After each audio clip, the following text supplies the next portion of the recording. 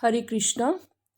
अभी तक हमने पार्ट 1 में यहाँ तक पढ़ लिया था जो उनके धाम में होने वाली लीलाओं की अनुकृतियाँ होती हैं।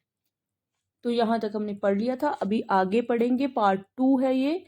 हम श्रीमद् भागवत गीता का जो कि श्रीमद् A.C. भक्ति वेदांत स्वामी प्रभुपाद जी द्वारा यथारूप में लिखी गई है, उसकी भूमिका पढ़ रहे हैं। तो एक पहला भाग हम बना चुके हैं भूमिका का।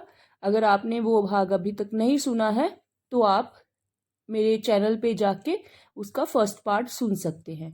वैसे मैं डिस्क्रिप्शन में उसका लिंक भी दे दूंगी, तो आप उसमें भी जाके उसका फर्स्ट पार्ट सुन सकते हैं। तो अभी हम आगे पढ़ेंगे।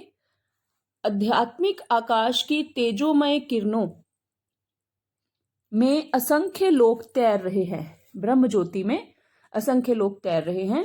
यह ब्रह्म ज्योति परम धाम कृष्ण लोक से उद्भूत होती है और आनंदमय तथा चिन्मय लोग जो भौतिक नहीं है इसी लोक में तैरते रहते हैं।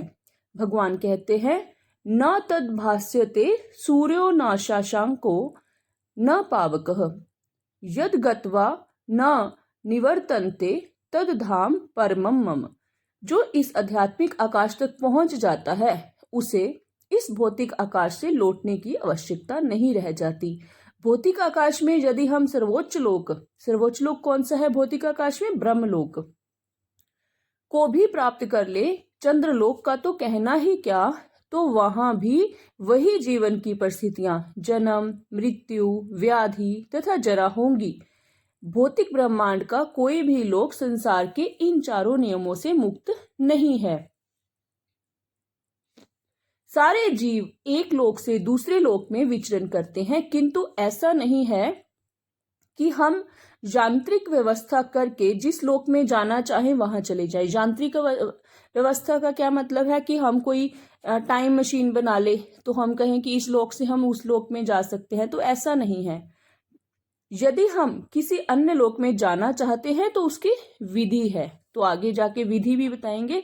तो क्या विधि है कि अगर हम इस एक लोक से दूसरे लोक में जाना चाहते हैं तो उसकी विधि क्या है, इसका भी उल्लेख हुआ है। तो अभी विधि बता रहे हैं। यान्ति देवव्रता देवान पितरन यान्ति पितृव्रता। यदि हम एक लोक से दूसरे लोक में विचरण करना चाहते हैं तो उसके लिए कोई यांत्रिक व्यवस्था की आवश्यकता नहीं है। गीता का उपदेश है, यान्ति देवव्रता देवान। जो देवताओं की पूजा करते हैं उनको देवलोक मिलता है। चंद्र, सूर्य तथा उच्चतर लोक स्वर्गलोक कहलाते हैं। लोकों की तीन विभिन्न स्थितियां हैं, उच्चतर, मध्य तथा निम्नतर लोक। पृथ्वी लोक मध्य लोक में आती है। भगवत गीता बताती है कि किस प्रकार अति सरल सूत्र यान्ति देवव्रता देवान द्वारा उच्चतर लोकों यानी देवलोकों तक जाया जा सकता है। अगर हम देवताओं की पूजा करते हैं अपने जीवन में तो हम देवलोक को अचीव कर सकते हैं। अगर हम पितरों की पूजा करते हैं तो हम पितृलोक में जा सकते हैं। अगर हम भूतों की पूजा करते हैं तो भूतों के लोक में जा सकते हैं। तो इस तरह से बताया गया कि जिसकी आप पूजा करोगे तो उस लोक में इजीली आप जा सकते हो। मनुष्य को केवल उस लोक के विशेष देवता की पूजा करने की आवश्यकता है और इस तरह चंद्रमा, सूर्य तथा अन्य किसी भी उच्चतर लोक को जाया जा सकता है। फिर भी भगवत गीता हमें इस जगत के किसी लोक में जाने की सलाह नहीं देती, क्योंकि चाहे हम किसी यांत्रिक युक्ति से 40,000 वर्षों तक यात्रा करके सर्वोच्च लोक ब्रह्मलोक क्यों ना चले जाएं, किंतु फिर भी वहां हमें जन्म, मृत्यु, जरा तथा व्याधि जैसे भौतिक असुविधाओं से मुक्ति नहीं मिल सकेगी। यहाँ पे क्या कह रहे हैं कि अगर हम इस शरीर के साथ, जो अभी हमें शरीर मिला हुआ है, इस शरीर के साथ अगर हमने वहां पे ब्रह्मलोक तक पहुंचना हो तो हमें कितने साल लगेंगे? 40,000 साल लगेंगे। इतना दूर है वो, ठीक है। तो 40,000 साल कौन जिएगा? लेकिन जो परम लोक, कृष्ण लोक या आध्यात्मिक आकाश के किसी भी अन्य लोक में पहुंचना चाहता है उसे वहां से असुविधाएं नहीं होंगी। ठीक है ना। तो जो नीचे के ब्रह्मलोक तक के जो लोग हैं वहां पे जन्म मृत्यु जरा व्याधि ये वाले जो है ये असुविधाएं मिलेंगी, लेकिन अगर हम परम लोक या कृष्ण लोक में पहुंच जाते हैं तो वहां पे ये असुविधाएं नहीं होती। आध्यात्मिक आकाश में जितने भी लोक हैं उनमें गोलोक वृंदावन नामक लोक सर्वश्रेष्ठ है, जो भगवान श्री कृष्ण का आदि धाम है। यह सारी जानकारी भगवत गीता में दी गई है और इसमें उपदेश दिया गया है कि किस प्रकार हम इस भौतिक जगत को छोड़कर आध्यात्मिक आकाश में वास्तविक आनंदमय जीवन बिता सकते हैं। भगवत गीता के 15वें अध्याय में भौतिक जगत का जीता जागता चित्रण हुआ है। कहा गया है, उधर्व मूल मध्य शाखम श्रवस्तथम बाहुरव्यम छदांसे यस्य प्रणानी यस्तम वेद स वेदवित। यहाँ पर भौतिक जगत का वर्णन उस वृक्ष के रूप में हुआ है जिसकी जड़ें ऊर्ध्वमुखी और शाखाएं अधोमुखी हैं। जिसकी जड़ें कहाँ है? ऊपर की ओर है, और शाखाएं कहाँ है? नीचे की ओर है, अधोमुखी है। हमें ऐसे वृक्ष का अनुभव है जिसकी जड़ें ऊपर की ओर हों? यदि नहीं, यदि कोई नदी या जलाशय के किनारे खड़ा होकर जल में वृक्षों का प्रतिबिंब देखे तो उसे सारे वृक्ष उल्टे दिखेंगे, शाखाएं नीचे की ओर और जड़ें ऊपर की ओर दिखेंगी। इसी प्रकार यह भौतिक जगत भी आध्यात्मिक जगत का प्रतिबिंब है। यह जगत वास्तविकता का प्रतिबिंब मात्र है। प्रतिबिंब में कोई वास्तविकता का सार नहीं होता, लेकिन प्रतिबिंब में हम यह समझ लेते हैं कि वस्तु तथा वास्तविकता है। इसी प्रकार यद्यपि मरुस्थल में जल नहीं होता, लेकिन मरीचिका बताती है कि जल जैसी कोई वस्तु होती है। भौतिक जगत में ना तो जल है ना तो सुख है, लेकिन आध्यात्मिक जगत में वास्तविक सुख रूपी असली जल है।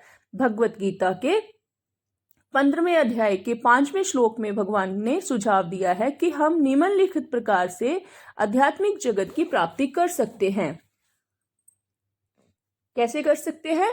निर्माण मोहाजित संग दोषा अध्यात्म नित्या विनिवृत कामः द्वंद्वैर विमुक्ता सुख दुख संघैर गच्छन्त्य मूढ़ा पद्मव्यम तत्।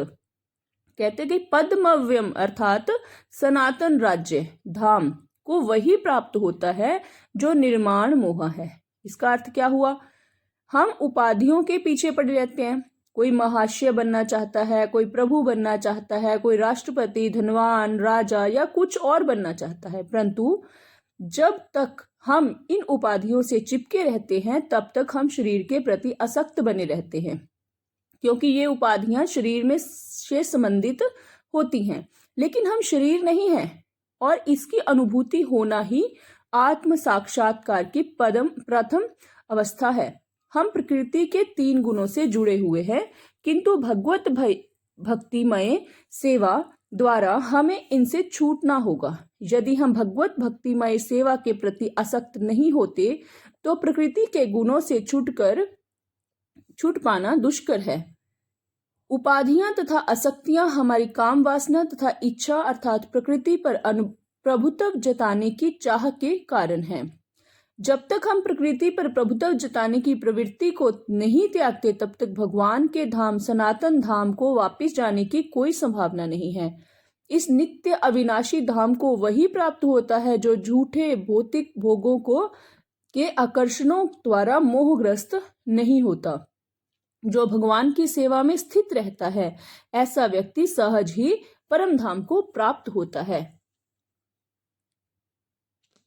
गीता के 8वें अध्याय के 21वें श्लोक में कहा गया है कि अव्यक्तक्षर इत्युक्त सत्माहुः परमाम गतिम यम प्राप्य न निर्वर्तन्ते तद्याम परमम मम। अव्यक्त का अर्थ है अप्रकट। हमारे समक्ष सारा भौतिक जगत तक प्रकट नहीं है। मतलब हम कि सोचते हैं ना कि हमने पूरी धरती देखी हुई है, हमें पता है कि धरती पर क्या क्या है। क्या ये सच है? नहीं। धरती पर बहुत कुछ है जो अभी भी लोग खोज रहे हैं। अभी भी कितनी चीजें हैं जो लोग खोजते हैं, नई नई, कहते हैं कि हाँ ये चीज हमें नहीं मिली है। नहीं थोड़ी ना थी, वो तो पहले भी थी, लेकिन हमारे सामने नहीं आई थी पहले। तो इसका मतलब हम तो अभी भौतिक जगत के बारे में भी पूरा नहीं जानते। अभी तो इसके बाद आध्यात्मिक जगत तो बहुत बड़ा है। हमारी इंद्रियां इतनी अपूर्ण है कि हम इस ब्रह्मांड में सारे नक्षत्रों को भी नहीं देख पाते। वैदिक साहित्य से हमें सभी लोकों के विषय में प्रचुर जानकारी प्राप्त होती है। उस पर विश्वास करना या ना करना हमारे ऊपर निर्भर करता है। वैदिक ग्रंथों में विशेषतया श्रीमद् भागवतम में सभी महत्वपूर्ण लोकों का वर्णन है। इस भौतिक आकाश से परे आध्यात्मिक जगत है जो अव्यक्त या अप्रकट कहलाता है। व्यक्ति को भगवत धाम की ही कामना तथा लालसा करनी चाहिए, क्योंकि जब उसको उस धाम की प्राप्ति हो जाती है तब उसको वहां से फिर इस जगत में लौटना नहीं पड़ता। इसके बाद प्रश्न पूछा जा सकता है कि उस भगवत धाम तक कैसे पहुंचा जाता है। इसकी सूचना भगवत गीता के 8वें अध्याय के 5वें श्लोक में इस तरह दी गई है कि अंत काले च मामेव स्मरण मुक्त्वा कलेवरम यह प्रयाति मदभावम याति नास्त्र यत्र संशयः। कहते कि अंत काल में, अंत काले च मामेव स्मरण मुक्त्वा कलेवरम, कहते कि अंत काल में जो मेरा स्मरण करते हुए शरीर त्यागता है वह तुरंत मेरे स्वभाव को प्राप्त होता है। यह प्रयाति स मद भावम, है ना, इसमें रंच मात्र भी संदेह नहीं है। याति नासत यत्र संशय, जो व्यक्ति मृत्यु के समय कृष्ण का चिंतन करता है वह कृष्ण को प्राप्त होता है। मनुष्य को चाहिए कि वह कृष्ण के स्वरूप का स्मरण करे, और यदि इस रूप का चिंतन करते हुए वह मर जाता है तो वह भगवत धाम को प्राप्त होता है। मदभावम शब्द परम पुरुष के परम स्वभाव का सूचक है। परम पुरुष सच्चिदानंद विग्रह है, अर्थात उनका स्वरूप शाश्वत ज्ञान तथा आनंद से पूर्ण रहता है। हमारा यह शरीर सच्चिदानंद नहीं है, यह सत्य। सच्चिदानंद वर्ड कैसे बनता है? सत्य, चित्त और आनंद। तो पहले सत्य की बात करें, यह जो हमारा शरीर है यह सत्य नहीं अपितु असत्य है, क्योंकि हम बार बार नए नए जन्म लेते हैं तो ये शरीर चेंज होता रहता है ना। इसका मतलब ये शरीर सत्य नहीं है। यह शाश्वत नहीं अपितु नाशवान है। ये शाश्वत नहीं है, चेंज होता रहता है फिर से, है ना, मर जाते हैं हम। यह चित्त अर्थात ज्ञान से पूर्ण नहीं अपितु अज्ञान से पूर्ण है। हमें भगवत धाम का कोई ज्ञान नहीं है, यहाँ तक कि हमें इस भौतिक जगत तक का पूर्ण ज्ञान नहीं है, क्योंकि ऐसी अनेक वस्तुएं हैं जो हमें ज्ञात नहीं है। यह शरीर निरानंद है, आनंद से ओतप्रोत ना होकर दुखमय है। कैसे है? निरानंद, है ना, तो इसमें आनंद नहीं है इस शरीर में। इस संसार में जितने भी दुखों का हमें अनुभव होता है वह शरीर से उत्पन्न है, किंतु जो व्यक्ति भगवान कृष्ण का चिंतन करते हुए इस शरीर को त्यागता है वह तुरंत ही सच्चिदानंद शरीर प्राप्त करता है। इस शरीर का त्याग कर इस जगत में दूसरा शरीर धारण करना भी सुव्यवस्थित है।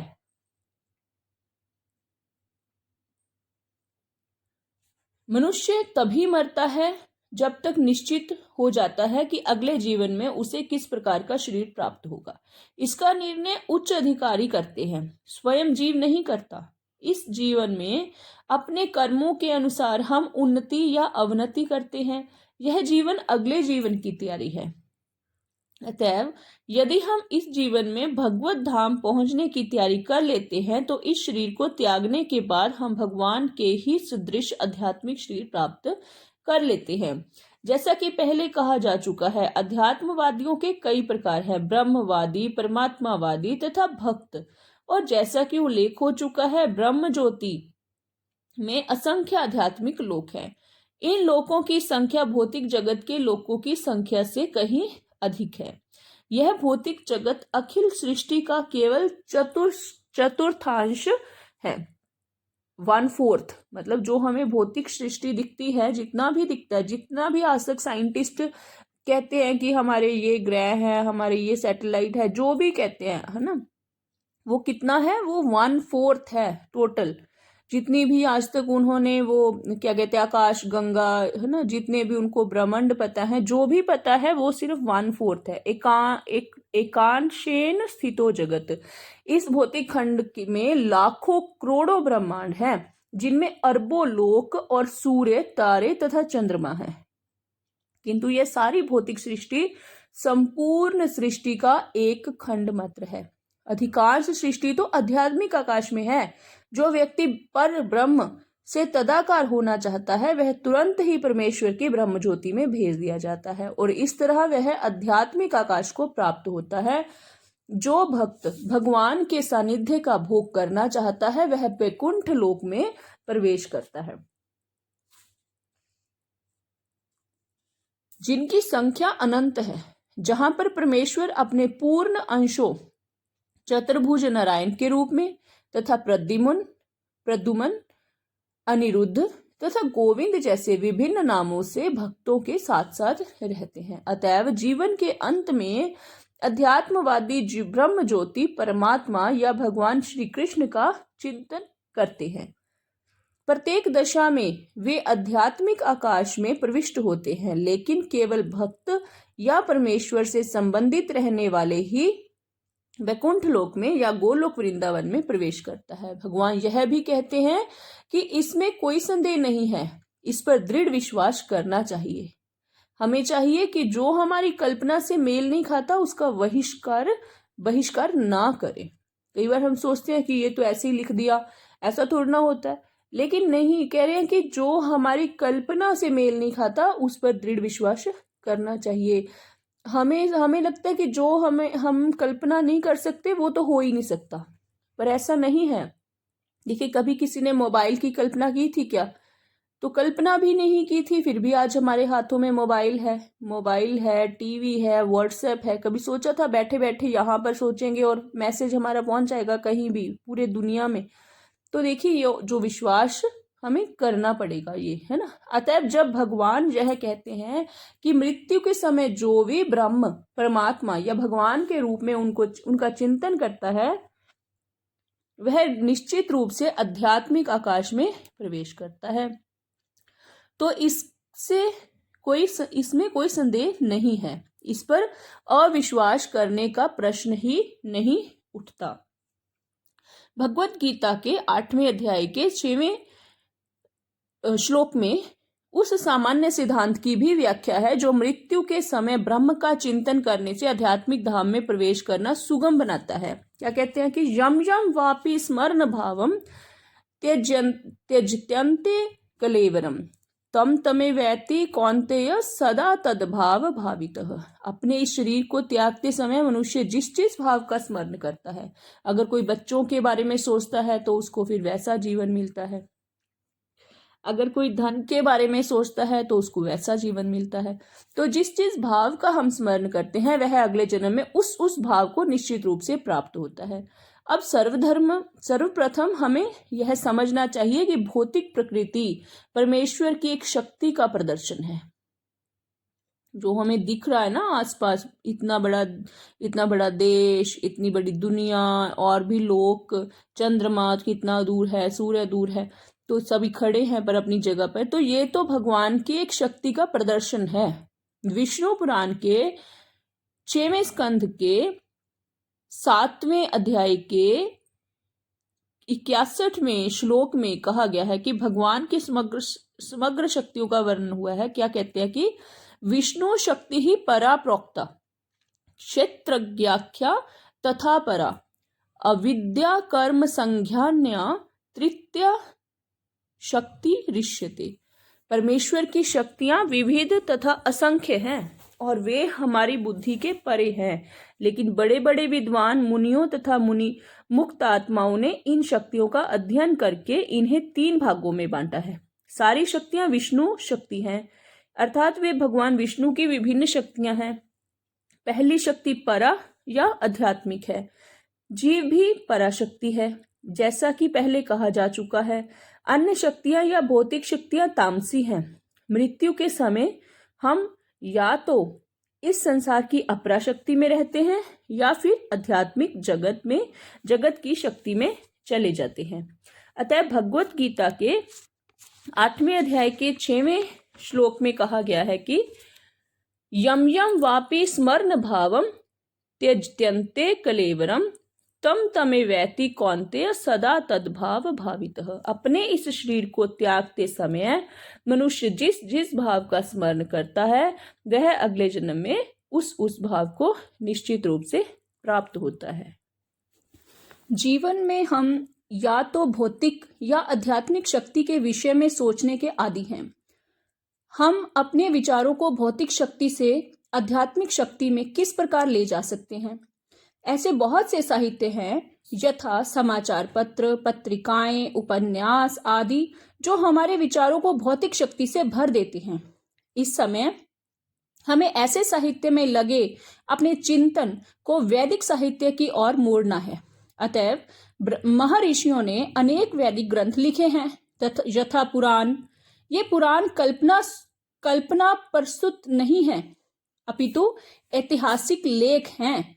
चैतन्य चरितामृत में निम्नलिखित कथन है, माया मुग्ध जीवेर नाही स्वतः कृष्ण ज्ञान, जीवेरे कृपयाए कैला कृष्ण वेद पुराण। भुलक्कड़ जीवों या बद्ध जीवों ने परमेश्वर के साथ अपने संबंध को भुला दिया है और वे सब भौतिक कार्यों के विषय में सोचने में मग्न रहते हैं। इनकी चिंतन शक्ति को आध्यात्मिक आकाश की ओर मोड़ने के लिए ही कृष्ण द्वैपायन व्यास ने प्रचुर वैदिक साहित्य प्रदान किया है। सर्वप्रथम उन्होंने वेद के 4 विभाग किए, फिर उन्होंने उनकी व्याख्या पुराणों में की और अल्पज्ञों के लिए उन्होंने महाभारत की रचना की। महाभारत में भी भगवत गीता दी हुई है। तत्पश्चात वैदिक साहित्य का सार वेदांत सूत्र में दिया गया है और भावी पथ प्रदर्शन के लिए उन्होंने वेदांत सूत्र का सहज भाष्य भी कर दिया, जो श्रीमद् भागवतम कहलाता है। हमें इन वैदिक ग्रंथों के अध्ययन में अपना चित्त लगाना चाहिए। जिस प्रकार भौतिकवादी लोग नाना प्रकार के समाचार पत्र, पत्रिकाएं तथा अन्य संसारी साहित्य को पढ़ने में ध्यान लगाते हैं, उसी तरह हमें भी व्यासदेव द्वारा प्रदत्त साहित्य के अध्ययन में ध्यान लगाना चाहिए। इस प्रकार हम मृत्यु के समय परमेश्वर का स्मरण कर सकेंगे। भगवान द्वारा सुझाया गया यही एकमात्र उपाय है और वे इसके फल का विश्वास दिलाते हैं। इसमें कोई संदेह नहीं है। ऐसा लिखा है, इसमें कोई संदेह नहीं है। तस्मात् सर्वेषु कालेषु मामनु स्मरशुद्धय च मयर्पित मनोबुद्धिर मामे वैश्यस्य संशय। इसलिए हे अर्जुन, तुम कृष्ण के रूप में मेरा सदैव चिंतन करो और साथ ही अपने युद्ध कर्म करते रहो। अपने कर्मों को मुझे अर्पित करके तथा अपने मन एवं बुद्धि को मुझ पर स्थिर करके तुम मुझे निश्चित रूप से प्राप्त करोगे। भगवत गीता के 8वें अध्याय के 7वें श्लोक में ऐसा लिखा गया है, वे अर्जुन से उसके कर्म को त्याग कर केवल अपना स्मरण करने के लिए नहीं कहते। भगवान कभी भी कोई अव्यवहारिक बात का परामर्श नहीं देते। इस जगत में शरीर के पालन हेतु मनुष्य को कर्म करना होता है। कर्म के अनुसार मानव समाज 4 वर्णों में विभाजित है, ब्राह्मण, क्षत्रिय, वैश्य तथा शूद्र। ब्राह्मण अथवा बुद्धि वर्ग एक प्रकार से कार्य करता है, क्षत्रिय या प्रशासक वर्ग दूसरी तरह से कार्य करता है। इसी प्रकार वणिक वर्ग या श्रमिक वर्ग भी अपने अपने कर्तव्यों का पालन करते हैं। मानव समाज में चाहे कोई श्रमिक हो, वणिक हो, प्रशासक हो या कि किसान हो, या फिर चाहे वह सर्वोच्च वर्ण का तथा साहित्यिक हो, वैज्ञानिक हो या धर्मशास्त्रज्ञ हो, उसे अपनी जीवन यापन के लिए कार्य करना होता है। अतएव भगवान अर्जुन से कहते हैं कि उसे अपनी वृत्ति का त्याग नहीं करना है, अपितु व्रति में लगे रहकर कृष्ण का स्मरण करना चाहिए। मामनु स्मर, ऐसा बोला है ना कि कृष्ण का अपना काम भी करना है और काम करते करते भगवान को याद भी रखना है, चिंतन भी करना है। यदि वह जीवन संघर्ष करते हुए कृष्ण का स्मरण करने का अभ्यास नहीं करता तो वह मृत्यु के समय कृष्ण का स्मरण नहीं कर सकेगा। भगवान चैतन्य भी यही उपदेश देते हैं। उनका कथन है, कीर्तनीयः सदा हरिः। मनुष्य को चाहिए कि भगवान के नामों का सदैव उच्चारण करने का अभ्यास करे। भगवान का नाम तथा भगवान अभिन्न है। उसी प्रकार अर्जुन को भगवान की शिक्षा की मेरा स्मरण करो तथा चैतन्य का यह आदेश कि भगवान कृष्ण के नामों का निरंतर कीर्तन करो एक ही है। चरम दशा में नाम तथा नामी में कोई अंतर नहीं होता। अतएव हमें 24 घंटे भगवान के नामों का कीर्तन करके उनके स्मरण का अभ्यास करना होता है और अपने जीवन को इस प्रकार ढालना होता है कि हम उन्हें सदा स्मरण करते रहें। यह किस प्रकार संभव है?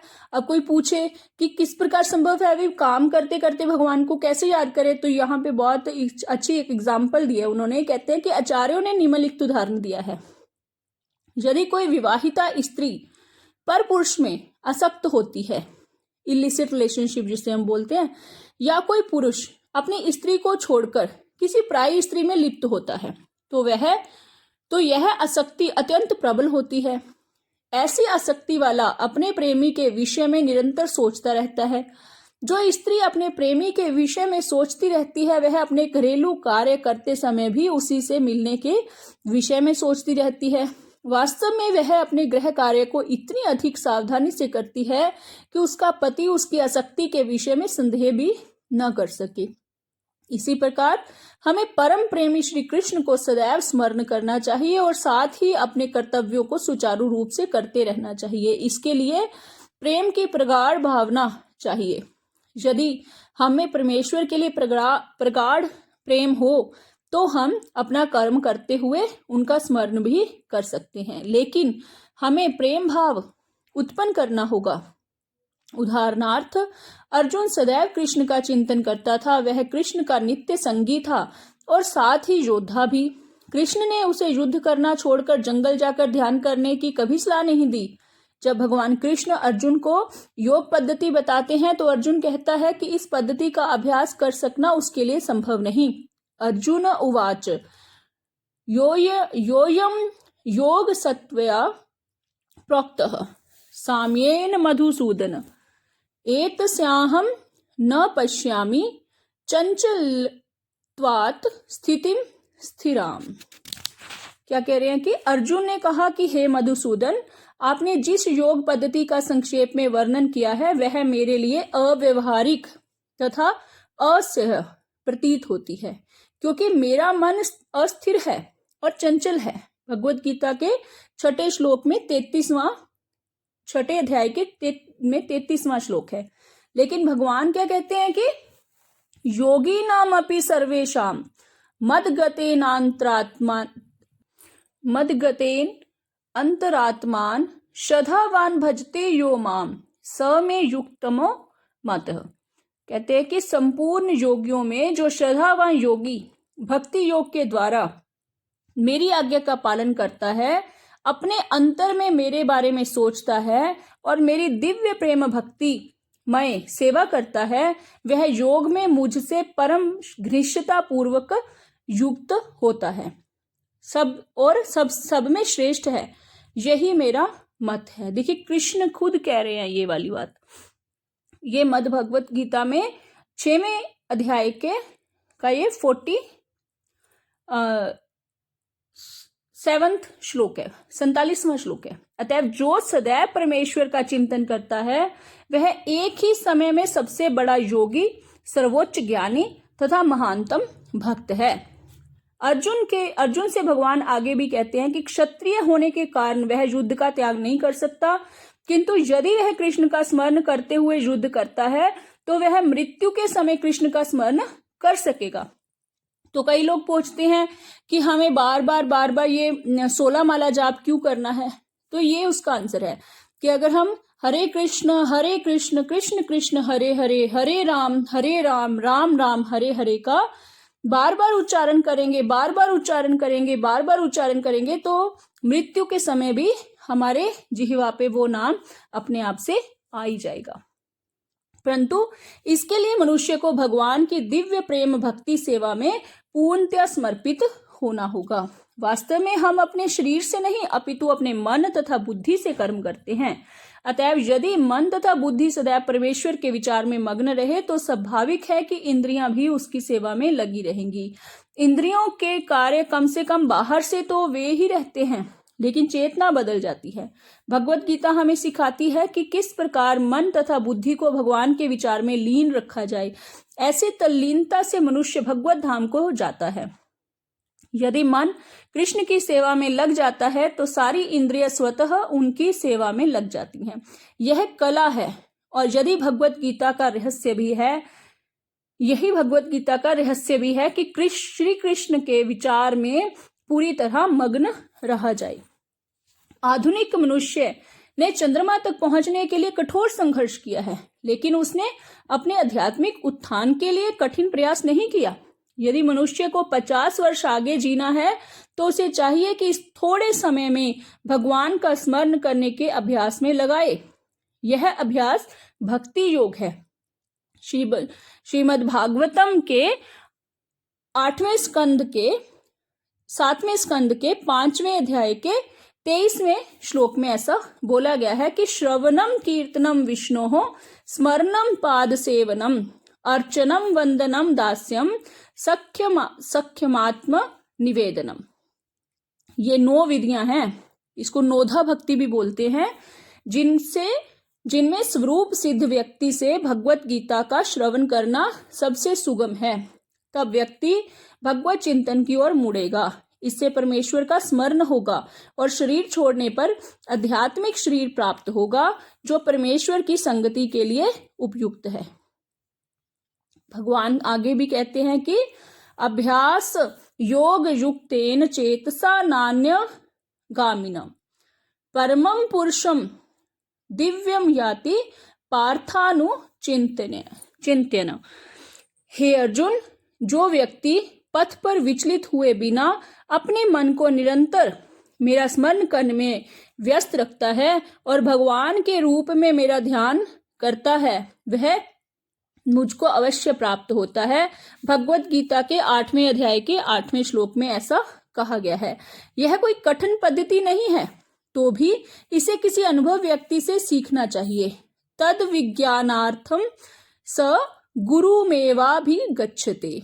मनुष्य को चाहिए कि जो पहले से अभ्यास कर रहा हो उसके पास जाए। मन सदैव इधर उधर उड़ता रहता है, किंतु मनुष्य को चाहिए कि मन को भगवान श्री कृष्ण के स्वरूप पर या उनके नामोच्चारण पर केंद्रित करने का अभ्यास करे। मन स्वभावतः चंचल है, इधर उधर जाता रहता है, लेकिन यह श्री कृष्ण की ध्वनि पर स्थिर हो सकता है। इस प्रकार मनुष्य को परमम पुरुषम अर्थात दिव्य लोक में भगवान का चिंतन करना चाहिए और उनको प्राप्त करना चाहिए। चरम अनुभूति या चरम उपलब्धि के साधन भगवत गीता में बताए गए हैं और इस ज्ञान के द्वार सबके लिए खुले हैं। किसी के लिए रोक टोक नहीं है। सभी श्रेणी के लोग भगवान कृष्ण का चिंतन करके उनके पास पहुंच सकते हैं, क्योंकि उनका श्रवण तथा चिंतन हर एक के लिए संभव है। भगवान आगे भी कहते हैं भगवत गीता के 9वें अध्याय के 32वें 33वें श्लोक में ऐसा बोल रहे हैं श्री कृष्ण।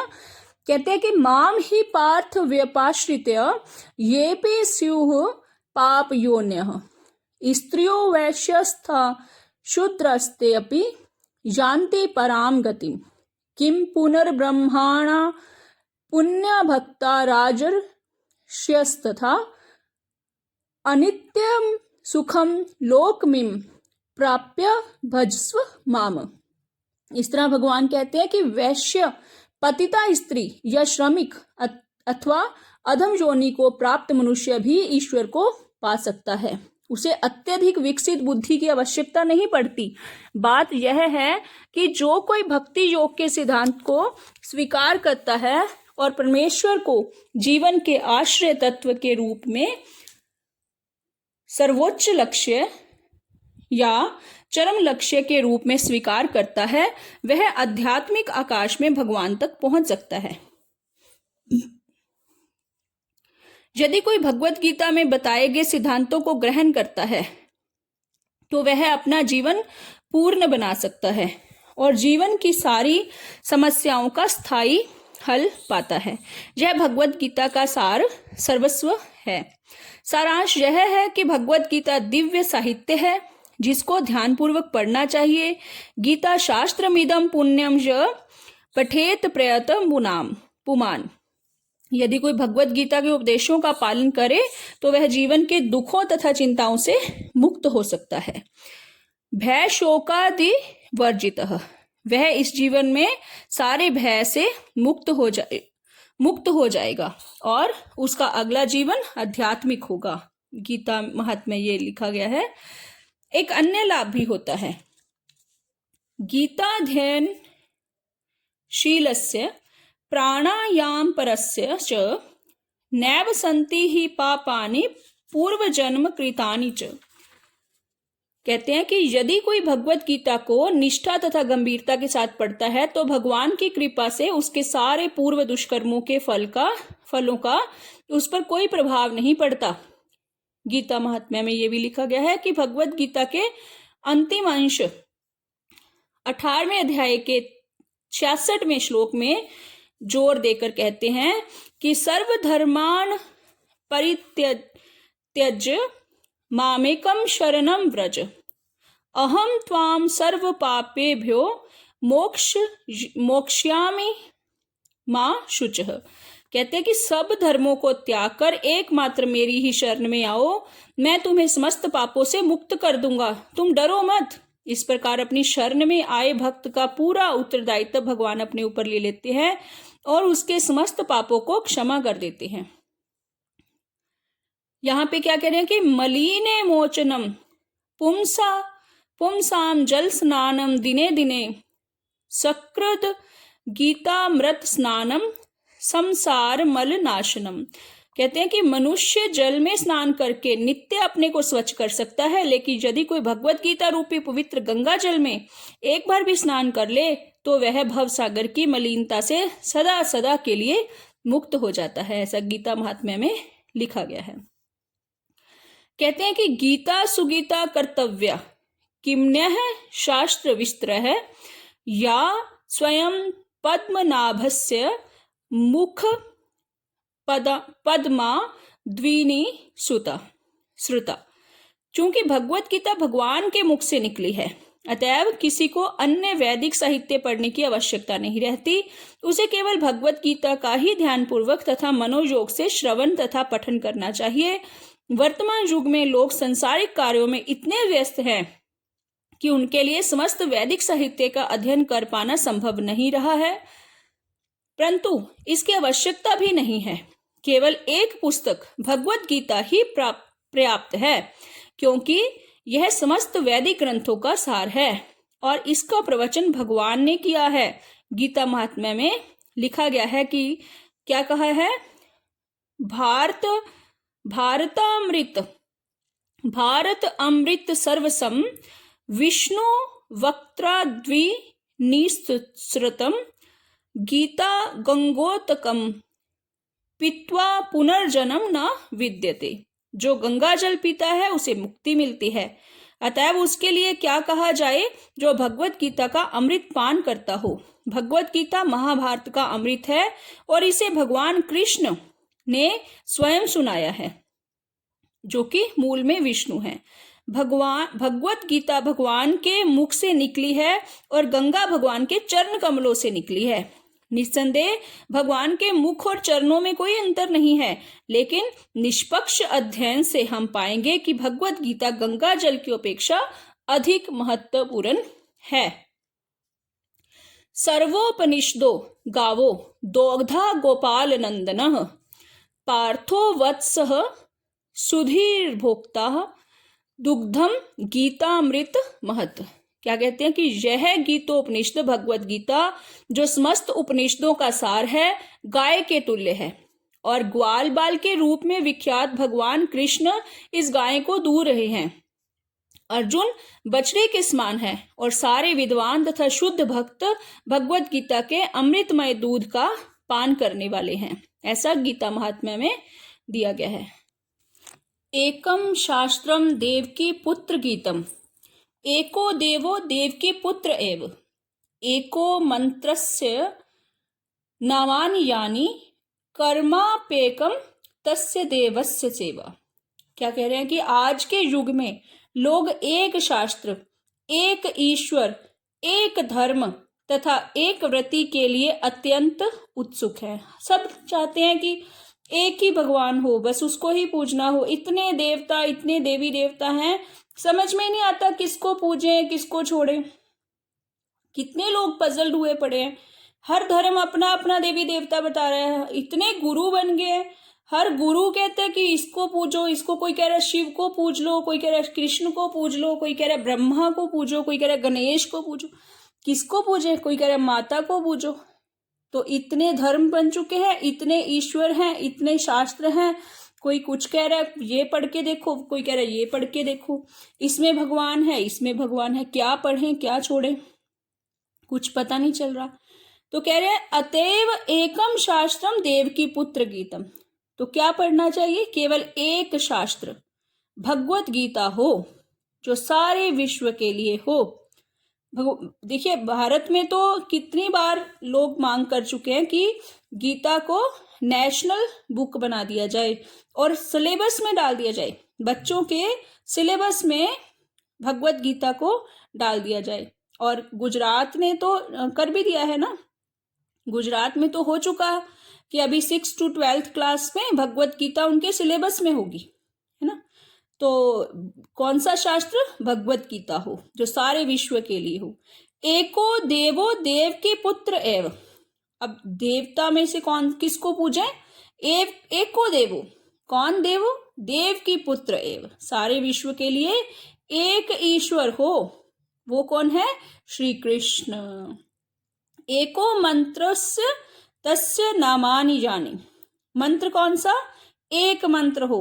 कितने मंत्र आ चुके हैं, कौन सा मंत्र जप करें, किस मंत्र से भगवान की प्राप्ति होगी? तो एक मंत्र, और एक मंत्र एक प्रार्थना हो। उनके नाम का कीर्तन हरे कृष्ण कृष्ण कृष्ण हरे हरे, हरे राम राम राम हरे हरे।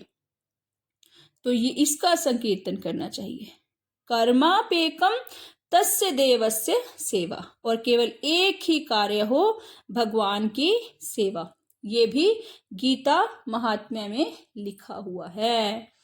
तो ये हमने कंप्लीट कर ली है श्रीमद्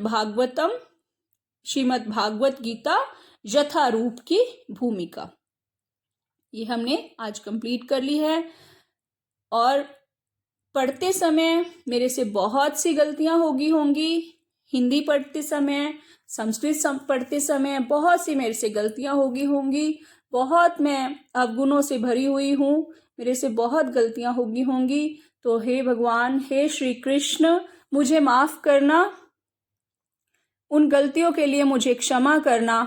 और जो भी इस भगवत गीता के भूमिका को सुने वो कृष्ण प्रेम में मग्न हो जाए, तल्लीन हो जाए, कृष्ण की चाह उसके मन में उठे और वो कृष्ण को प्राप्त करे, गोलोक वृंदावन वासी बने। यही कामना है, यही इच्छा है। हरे कृष्ण कृष्ण कृष्ण हरे हरे, हरे राम राम राम हरे हरे। हरे कृष्ण।